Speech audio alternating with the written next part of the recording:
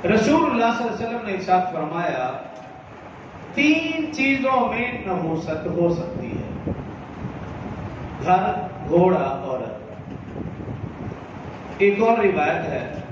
مسلم شریف کے اندر، صحابہ اکرام نے رسول اللہ صلی اللہ علیہ وسلم کے سامنے نحوست کا تذکرہ کیا کہ زمانے جاہلیت میں ہم فلاں چیزوں کو منحوس سمجھتے تھے، اس طرح کا تذکرہ ہوا تو رسول اللہ صلی اللہ علیہ وسلم نے فرمایا کہ اگر نحوست ہوتی تو 3 چیزوں میں ہوتی: گھر، گھوڑا، عورت۔ حضرت ابو ہریرہ رضی اللہ عنہ سے بھی اسی طرح کی ایک روایت منقول ہے۔ ایک صحابی فرماتے ہیں کہ میں نے حضرت ابو ہریرہ کا نام لے کر یہ روایت حضرت عائشہ صدیقہ رضی اللہ عنہا کے سامنے پڑھی کہ حضرت ابو ہریرہ راوی ہیں، رسول اللہ صلی اللہ علیہ وسلم نے فرمایا کہ یہ 3 چیزیں منحوس ہو سکتی ہیں۔ تو حضرت عائشہ رضی اللہ عنہا غضبناک ہو گئی، غصے میں آ گئی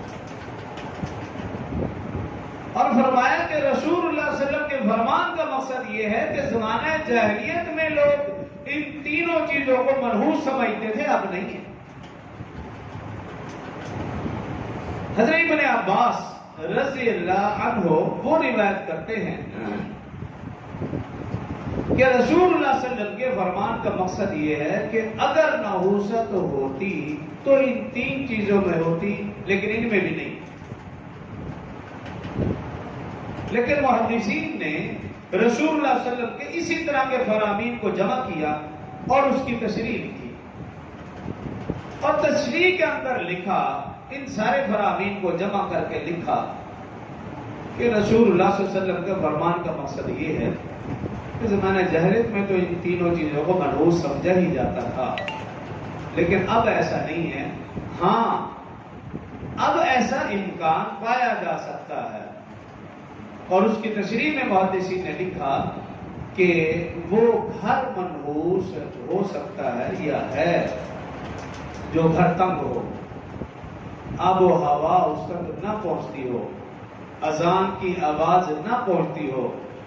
جس کے گھر میں رہنے والے قرآن کی تلاوت نہ کرتے ہوں، نماز نہ پڑھتے ہوں، گھر میں رہنے والے ناپاک رہتے ہوں، گناہ میں ملوث رہتے ہوں، فرمایا یہ گھر منحوس ہے۔ محدثین نے تشریح میں لکھا کہ یہ گھر منحوس ہو سکتا ہے جہاں اللہ اور اللہ کے رسول کا نام نہ لیا جائے، بلکہ حدیث میں یہ ہے رسول اللہ صلی اللہ علیہ وسلم نے فرمایا جس گھر میں قرآن کی تلاوت نہ ہو وہ قبرستان ہے۔ یہ رسول اللہ کی حدیث ہے۔ ایسے گھر کو منحوس کہا گیا، اور فرمایا کہ وہ عورت منحوس ہے۔ محدثین نے لکھا کہ رسول اللہ صلی اللہ علیہ وسلم کے فرمان کا مقصد یہ ہے کہ وہ عورت منحوس ہے کہ جو اپنے شوہر کی نافرمان ہو، اپنے شوہر کا حق ادا نہ کرتی ہو، اپنے شوہر کے لیے نہیں دوسروں کے لیے بنتی سنورتی ہو، شوہر کے لیے بننا سنورنا پسند نہ کرتی ہو۔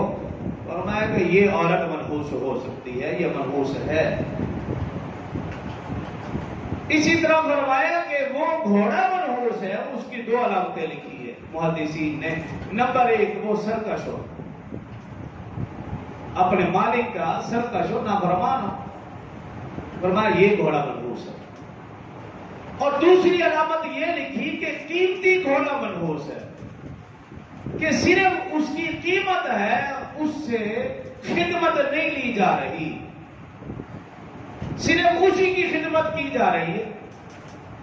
حالانکہ اللہ نے یہ گھوڑا سواری کے لیے اور انسان کی خدمت کے لیے پیدا کیا ہے کہ انسان اس پہ سوار ہو، لیکن اگر کوئی فرقہ گھوڑے کو ہی اپنے اوپر سوار کر لے، دن رات اس کی خدمت میں لگا رہے، انسان کو وہ کھانا نہ ملے جو اس کے لیے تیار کیا جائے، اور قیمتی ہو، اور صرف 1-2 دن مہینے سال میں 1-2 دن اس کو باہر نکالا جائے اور اس کی نمائش کی جائے، اور اس کی قیمت آپ پوچھ رہے ہیں لاکھوں نہیں کروڑوں کی بات ہے، تو کہا کہ یہ گھوڑا منحوس ہے، قیمت اس کی لاکھوں کروڑوں میں، لیکن انسان کے کام نہیں آ رہا، بلکہ انسان دن رات اس کی خدمت میں لگ گیا، تو ایسے گھوڑے کو منحوس کہا گیا۔ اسلام کے اندر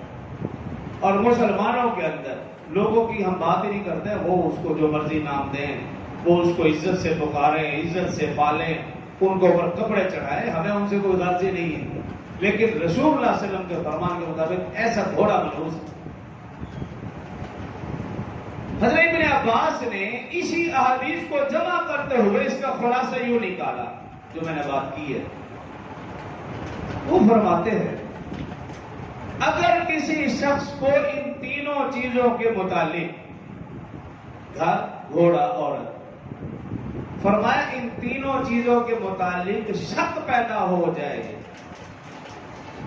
گھر کے متعلق شک پیدا ہو گیا کہ اس میں کچھ ہے، ہمارے گھر میں کچھ آیا ہے،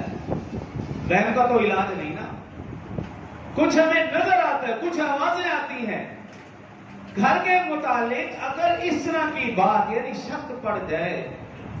آپ صلی اللہ علیہ وسلم کے پاس چند لوگ آئے اور انہوں نے اپنے گھر کے حالات بتائے کہ اصلا ہم گھر میں کتنے افراد رہتے تھے اور کچھ علامتیں بتائی، کبھی ایسا ہوتا تھا، کبھی ایسا ہوتا تھا۔ آپ نے کہا ابھی سب سے پہلا کام یہ کرو، وہ گھر ہی خالی کر دو، اسے کہا گھر خالی کر دو، اس کو فروخت کر دو۔ تو ابن عباس نے اسی حدیث کو مد نظر رکھتے ہوئے اگر کسی شخص کے دل میں گھر کے متعلق کوئی شک پیدا ہو جائے تو اس گھر کو وہ خالی کر دے، اس کو چھوڑ دے، اس کو فروخت کر، پھر اس میں نہ رہے، کیوں اس کے ذہن میں یہ بات بیٹھ چکی اس گھر میں کوئی سایہ ہے، آواز آتی ہے، کچھ دکھتا ہے، کالا چٹا کوئی اس طرح کے، تو پھر وہ گھر چھوڑ دے، یا پاس کر یا برداشت کر یا پھر رہے اللہ کا نام لے کر۔ اگر شک ہے تو پھر خالی کر دے، دیکھی جائے گی۔ اور دوسری چیز بتائی کہ اگر کسی جانور کے متعلق انسان کو شک پڑ جاتا ہے، جیسے گھوڑا کی بات کی گئی، گھوڑا انسان کی خدمت، لیکن اگر انسان کو شک پڑتا ہے اب یہ میرا کہنا نہیں مانتا، اب اس جانور سے مجھے کوئی فائدہ حاصل نہیں ہو رہا، شک شبہ پڑ جائے، اس جانور کو فروخت کر دو۔ اسی طرح بیوی کے متعلق بھی اگر کسی انسان کو شک پڑ جاتا ہے کہ میری بیوی ٹھیک نہیں ہے، بد کردار ہے، بد اخلاق ہے، اس کے تعلقات اچھے نہیں ہیں، شک شبہ پڑ جائے، اس کو سنوارنے کی کوشش کی جائے، اگر پھر بھی سنورنے کی طرف نہیں آ رہی تو مار پیٹ کی ضرورت نہیں، آپ اس سے علیحدگی اختیار کر لیں۔ تو یہ بھی اس حدیث مبارکہ سے سبق ملا، جب کسی چیز کے بارے میں شک پڑ جائے تو پھر اس چیز کو چھوڑ دیا جائے، اس چیز کو فروخت کر دیا جائے۔ لیکن جس کو اللہ کی ذات پر کامل یقین اور بھروسہ ہے وہ ان چھوٹی چھوٹی باتوں کو نہیں دیکھتا، وہ یہ سمجھتا ہے کہ یہ عورت ہے، اس کے اندر بھی کمی ہو سکتی ہے، تو وہ اس کو برداشت کرتا ہے، اس کو سمجھانے کی کوشش کرتا ہے اچھے طریقے کے ساتھ اور اس کے ساتھ نبھاتا رہتا ہے۔ اور جس کو اللہ کی ذات پر کامل یقین بھروسہ ہے وہ یہ سمجھتا ہے ہمارے گھر میں کچھ بھی نہیں ہے، اگر کوئی مخلوق ہمارے ساتھ اور مخلوق رہ رہی ہے تو وہ بھی اللہ کی مخلوق رہتی رہے، ہمیں کیا، ان سے ڈرے نہیں، خوف زدہ نہ ہو، اللہ کی ذات پر کامل یقین بھروسہ کر کے زندگی گزارتا رہے۔